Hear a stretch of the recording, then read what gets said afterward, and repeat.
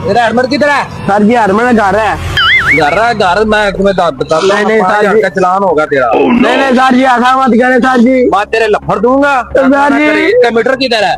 Sir जी metre टूट गया। इसका भी 5000 का चलान है। सर ऐसे मत करे, मैं गरीब आदमी हूँ। कापी किधर है? बंद कर। सर जी वो घर है। कापी किधर है? घर है। क्या करते हैं?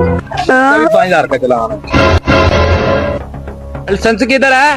सर जी मेरा लाइसेंस अभी नहीं बना। मेरा लाइसेंस अभी नहीं बना। मैं बताता हूँ ये 20,000 चलान तेरा हो गया ना। सर जी ऐसे ना करे, हमारा उम्र कितनी है तेरी? 25 साल है। 25 साल है? मेरे से पहले पैदा हो गया। 25 साल है, 50,000 ये चलान हो गया। सर जी ऐसा कहते हैं, ये बाइक आप रहा है, मैं जा रहा हूँ।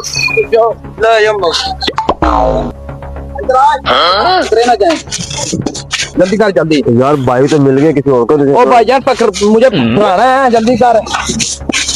और ना उठाना है किसी को। और यार जल्दी समझ आ जाए। 25 साल आप मैं जा रहा हूँ।